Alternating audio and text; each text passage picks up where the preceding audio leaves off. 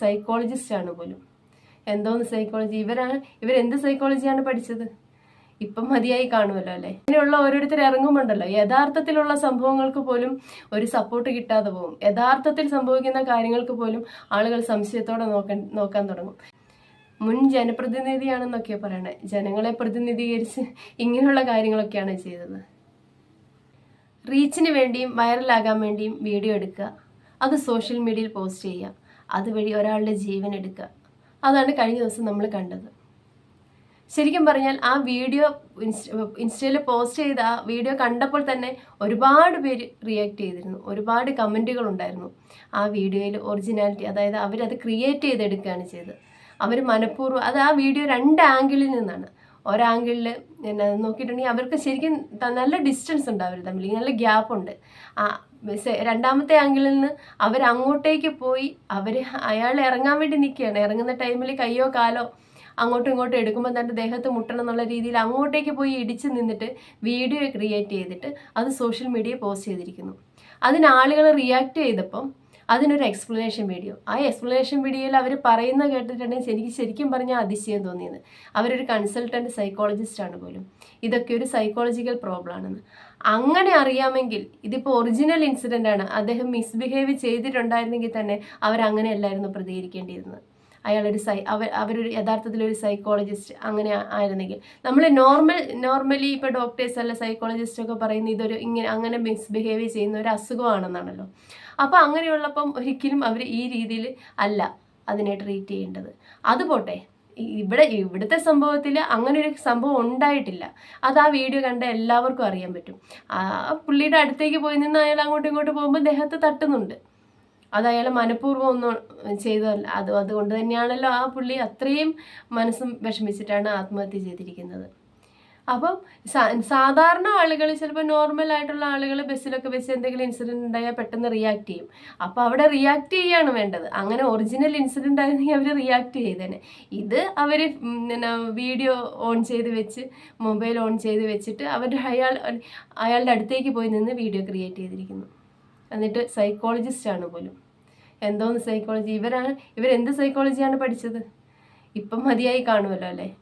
എനിക്ക് തോന്നുന്നില്ല ഇങ്ങനെയുള്ളവർക്കൊന്നും ഇങ്ങനെയുള്ള ഇൻസിഡൻറ്റ്. അയാളുടെ ജീവൻ പോയി, അയാൾക്കും അയാളുടെ കുടുംബത്തിനും അയാളുടെ മാതാപിതാക്കൾക്കും മക്കൾക്കും ഒക്കെ പോയി. ഇവർക്കെതിരെ കേസ് വീട്ടുകാർ കൊടുത്തിട്ടുണ്ട്. പിന്നെ രാഹുൽ ഈശ്വറിനെ പോലെയുള്ള പുരുഷ കമ്മീഷന് വേണ്ടി പ്രവർത്തിക്കുന്നവരും കൊടുത്തിട്ടുണ്ടെന്നൊക്കെ പറയുന്നു. പക്ഷെ ഇപ്പോൾ കേസ് എടുത്തിരിക്കുന്ന അസ്വാഭാവിക മരണത്തിന് മാത്രമാണ്. ഇനിയിപ്പം ആ മരണത്തെക്കുറിച്ച് അന്വേഷിക്കുമ്പോൾ ആത്മഹത്യാ പ്രേരണ തെളിഞ്ഞു വരികയാണെങ്കിൽ അതിലേക്ക് ആ കേസ് ആഡ് ചെയ്യാമെന്നാണ് പറയുന്നത്.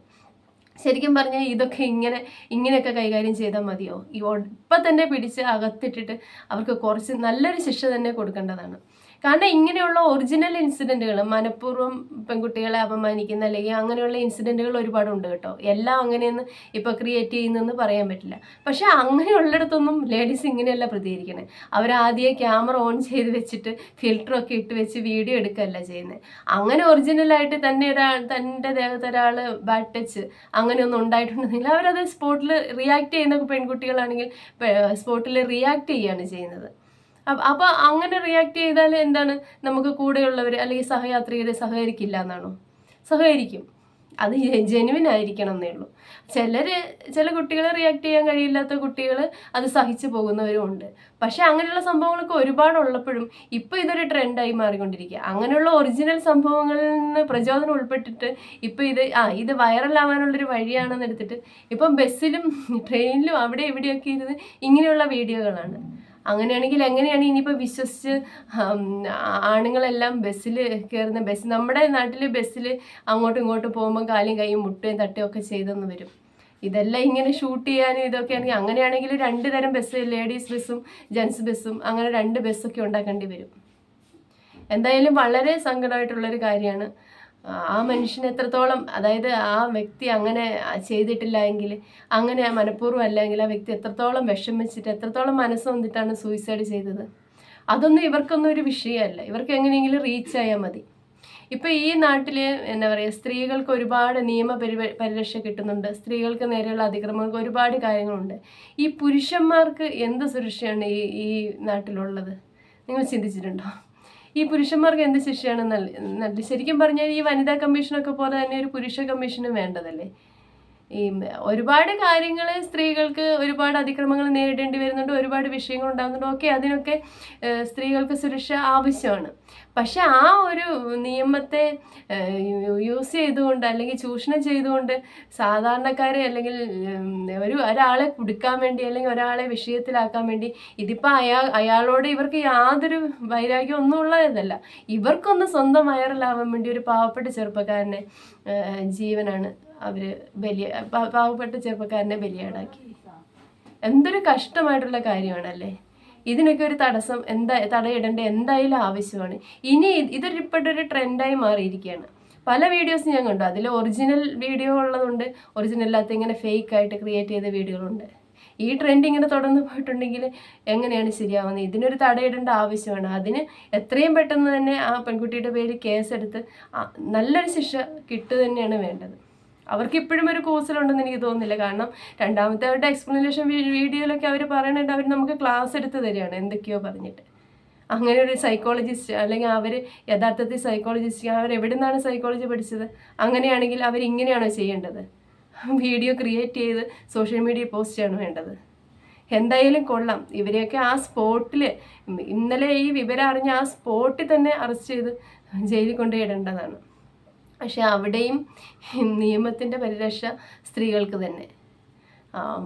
എന്താണ് ഇതിനൊക്കെ പറയേണ്ടത്, എങ്ങനെയാണ് പ്രതികരിക്കേണ്ടതെന്ന് അറിയത്തില്ല. നമ്മളൊക്കെ സ്ത്രീകൾ തന്നെയാണ്, നമുക്ക് പരിരക്ഷ എല്ലാവർക്കും ആവശ്യമാണ്. സ്ത്രീകളുടെ കൂടെ തന്നെയാണ് നമ്മൾ, അതായത് പീഡിപ്പിക്കപ്പെടുന്ന അല്ലെങ്കിൽ ആർക്കെങ്കിലും ബുദ്ധിമുട്ടുണ്ടാകുന്ന അവരുടെ കൂടെ തന്നെയാണ് നമ്മൾ. പക്ഷേ ഇങ്ങനെ സ്ത്രീകൾ തന്നെ സ്ത്രീകൾക്ക് ഉള്ള ഇത് ഇല്ലാതാക്കുന്നത്. അപ്പോൾ ഇങ്ങനെയുള്ള ഓരോരുത്തർ ഇറങ്ങുമ്പോണ്ടല്ലോ, യഥാർത്ഥത്തിലുള്ള സംഭവങ്ങൾക്ക് പോലും ഒരു സപ്പോർട്ട് കിട്ടാതെ പോകും. യഥാർത്ഥത്തിൽ സംഭവിക്കുന്ന കാര്യങ്ങൾക്ക് പോലും ആളുകൾ സംശയത്തോടെ നോക്കാൻ തുടങ്ങും.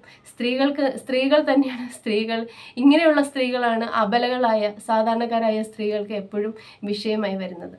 ഇതിനൊന്നും ഒട്ടും പ്രോത്സാഹിപ്പിക്കാൻ പാടില്ല. ഇത് വളരെ മോശമായിട്ടുള്ള, വളരെ മോശവും വളരെ സങ്കടകരവുമായ ഒരു സംഭവമാണ് കഴിഞ്ഞ ദിവസം നടന്നത്.